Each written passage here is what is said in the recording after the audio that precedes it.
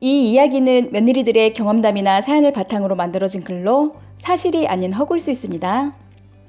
안녕하세요. 저는 딸 한 명이 있는 평범한 직장인 여성이었습니다. 그러나 가면 갈수록 시댁 때문에 아주 골치 아픈 일이 생기는 구질구질한 인생이 되어가고 있었네요. 그러나 최근 아주 속 시원하게 이 일을 처리해버리니 이젠 신바람만 납니다. 먼저 결론을 말씀드리자면 윗집에 사는 신혼년이 아무도 없는 틈에 저희 집에 와서 문 앞에 있는 택배를 몰래 가져가면서 생기는 일입니다. 처음엔 주위 이웃이 훔쳐가는 줄 알았는데 가면 갈수록 너무 상습적으로 뻔뻔하게 일어나기에 설마 하고 의심만 했었는데 옆집 친한 언니가 동영상까지 찍어서 저에게 보내주더라고요. 그것도 한 번이 아닌 5번을요.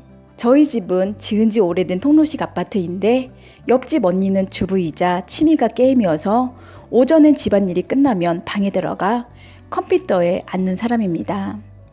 방 바로 앞이 통로식 지나다니는 입구라 왔다 갔다 하는 사람들이 그대로 다 보일 뿐더러 우리 신우 얼굴도 너무나 잘 알고 있었네요.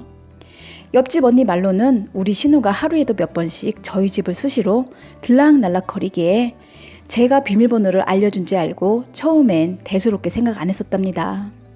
그런데 언니가 보기엔 아무리 가까운 사이라도 낮에 사람도 없는 집을 너무 자주 들락거리는 게 거슬려서 지켜보고 있었답니다. 그러나 수상했던 건 분명 올 땐 빈손이었는데 갈 때 보면 손엔 무언가 꼭 들고 간다는 겁니다. 저희는 10년도 넘게 옆집에 살았기에 서로 집안에 숟가락이 몇 개인지 살림살이를 너무도 잘 알고 있었기에 분명 우리 집에서는 줄 것도 없을 뿐더러 가져갈 것도 없는 궁핍한 집인 걸 아니까 점점 의심했다고 합니다. 그런데 어느 날 저희 집에 택배가 하나씩 둘씩 없어지면서 제가 옆집이나 주위 이웃들에게 혹시 택배 잘못 들고 가신 게 있는지 계속 여쭤보게 되었습니다. 눈치가 빠른 옆집 언니는 우리 신우지시구나를 짐작했다고 합니다. 언니는 저에게 처음부터 다 말해주고 싶었으나 우리 신우가 뭔가를 가져가는 줄은 알았지만 뭘 들고 가는지 확실한 증거가 없었기에 그때부터 혼자 탐정놀이를 시작했다고 하더라고요. 그래서 2주 동안에 걸쳐 이 도둑년이 우리 집에서 무엇을 훔쳐가는지 영상을 5번이나 찍어준 거였습니다. 그 영상 보고 신우에게 진짜 그 배신감이 들었고 시어머니까지 불러 난리를 치며 어찌 남도 아니고 가족끼리 이럴 수 있냐고 따져 물었습니다. 두 모녀는 제 물음에 대답도 않고 치치거리길래 너무 열이 받아 신우에게 넌 가족이 아니고 도둑년이야 라고 하며 그 앞에서 난리를 쳐줬습니다. 그랬더니 시어머니가 살림이 어려워 오빠네 집에 있는 것 좀 빌려간 것 뿐인데 뭘 그런 걸로 신우한테 욕까지 하냐면서 저보고 사과를 하랍니다. 지 딸을 지금 혼내도 모자를 판에 저리 두둔만 하고 있으니 아주 속이 문드러지고 역겹더라고요. 그래서 제가 아니 도둑년을 도둑년이라고 부르지 그럼 뭐라고 불러요? 했더니 애가 한번 실수한 거 가지고 무슨 도둑놈까지 씌우냐 하는데 가재는 개편이라고 아주 기가 막히더라고요. 최근 영상으로 찍힌 것만 5번이지 그 이상도 더 될까라 했더니 시어머니 두 눈으로 직접 확인하겠다며 증거를 보자 하더라고요. 그래서 제 폰째 보시라며 심어줬습니다. 그랬더니 갑자기 화장실로 뛰어가 문을 잠그고 한참 뒤에 나와서는 증거가 어딨니? 아무것도 없는데? 이러면서 저보고 왜 거짓말을 하냐고 하더라고요. 제 남편도 본인 엄마 모습에 너무 기가 차는지 제 폰을 빼앗아 들고 영상을 찾아봤더니 벌써 싹 지워버렸습니다. 남편 왈, 동생 살림이 아무리 어려워도 그렇지 도둑질이 사람이 할 짓이야? 그리고 엄마도 어른이 돼서 타이르지는 못할 망정 왜 도둑을 하고 나서는 건데 어려우면 저렇게 다 도둑질해도 되는 거야? 했더니 당신 딸은 안 한다고 했는데 본인이 다 시킨 거라고 하더라고요. 그러니 본인 딸 보고 뭐라고 하지 말라며 또 도둑을 했습니다. 그랬더니 갑자기 시어머니는 절 쳐다보며 그래서 나이도 많고 언제 죽을지 모르는 이 시애미를 경찰에 신고라도 할 거니? 라고 하기에 저도 너무 화가 나 못할 건 또 뭐예요? 하며 당장 신고한다고 했습니다. 그랬더니 옆에 있던 신우가 뻔뻔하게 어머 언니 증거도 없이 너무 당당한 거 아니에요? 증거도 없는데 무슨 신고예요? 경찰들 참 힘들겠어. 개나 소나 다 신고한다고 나서니. 해볼 수 있으면 해봐요. 이래 버리니까 저희 남편이 화가 잔뜩 나서는 신우 옆으로 성큼성큼 다가가서 너는 사람년이 아니야. 잘못한 게 있으면 와서 싹싹 빌어야지. 무슨 말 같지도 않은 말을 그렇게 하니? 하고는 신우 뺨을 냅다 갈겨버리니 뒤로 자빠져서는 악을 쓰며 울더라고요. 못 사는 동생을 불쌍히 여기지는 못할 망정 때린다고요. 그 모습에 시어머니가 저보고 하는 말이 뭐 이까진 일로 가족 간의 싸움까지 만드냐라고 하면서 저를 용서 못하겠다 하면서 이 일이 해결될 때까지 앞으로는 제 얼굴을 안 보겠다 하셨습니다. 그래서 저도 정말 바라는 바다. 어머니뿐만 아니라 저도 저런 도둑년 얼굴 평생 안 보고 살고 싶으니 제발 좀 그렇게 해주세요. 이 한마디 했더니 말이 끝나기도 전에 저한테 달려드시더라고요. 그래서 발로 냅다 시어머니를 걷어차 버렸습니다. 그랬더니 신우년이 저에게 또 달려들었습니다. 옆에 있던 저희 남편이 신우 머리채를 휘어잡더니 문 밖으로 질질 끌고 가 내동쟁이 쳐버렸네요. 아이고 불쌍한 내 새끼 통곡을 하며 시어머니는 문 밖으로 쫓아가서 본인 딸을 부둥켜 안고 어루만지는데 아주 과간이 아니더라고요. 그 모습이 얼마나 꼴사납던지 그년들이 신고 왔던 신발짝 밖으로 내던져주며 내일 경찰서에서 보자 했습니다. 그랬더니 신우년이 증거 있으면 가져와 보시지?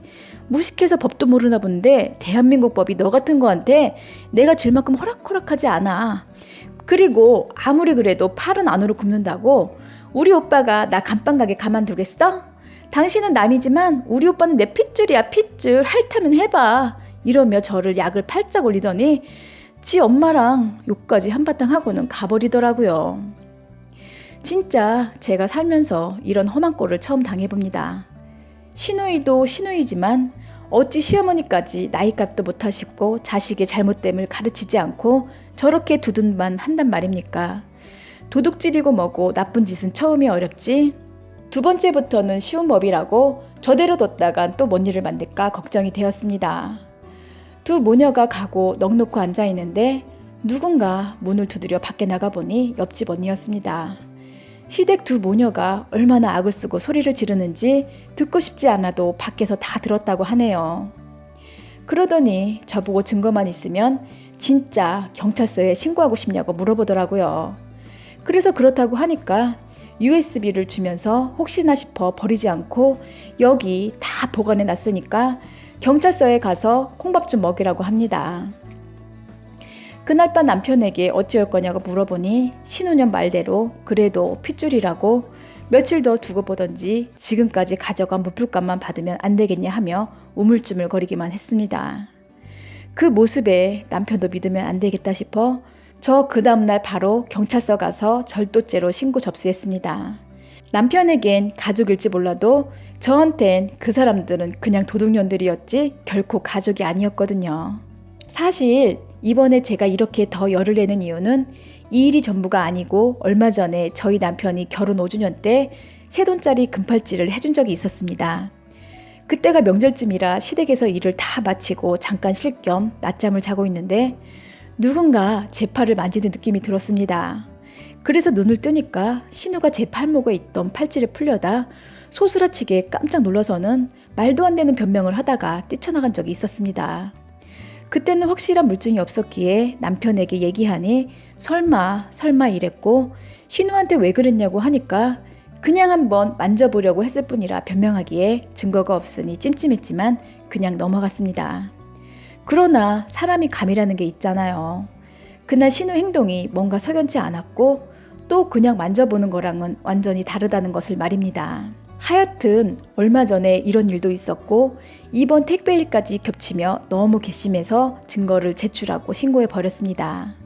그 이후 신우는 경찰서에 들락거리며 조사를 받았고 처벌 수위는 어떻게 되는 거냐 물어보니 1,000만 원 이하의 벌금이나 6년 이하의 형이 나온다고 하더라고요.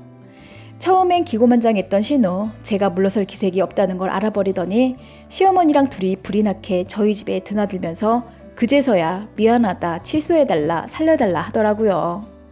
그 꼴을 보니 얼마나 우습던지 그냥 법대로 하자고 했습니다.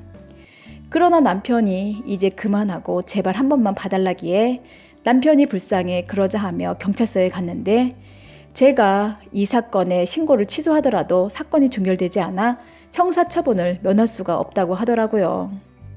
솔직히 끝까지 갈 생각은 없었고 홧김에 버릇도 고치고 겁만 줄 겸 신고한 거였는데 역시 신우 말대로 대한민국 법은 만만치가 않더라고요. 더 알아보니 초범인 경우 합의를 하면 기소유예의 처분을 받거나 소액의 벌금형만 받을 수 있다고 했습니다. 그래서 신우 불러놓고 네가 살 방법은 나랑 합의하는 것뿐인데 합의해 줄 테니 700만 원을 달라고 했네요. 사실은 이 돈도 합의금이 아니고 시어머니랑 신우가 급하다고 하며 야금야금 빌려가더니 여태껏 나 몰라라 모른 척하며 안 주고 버티고 있었던 돈이었습니다.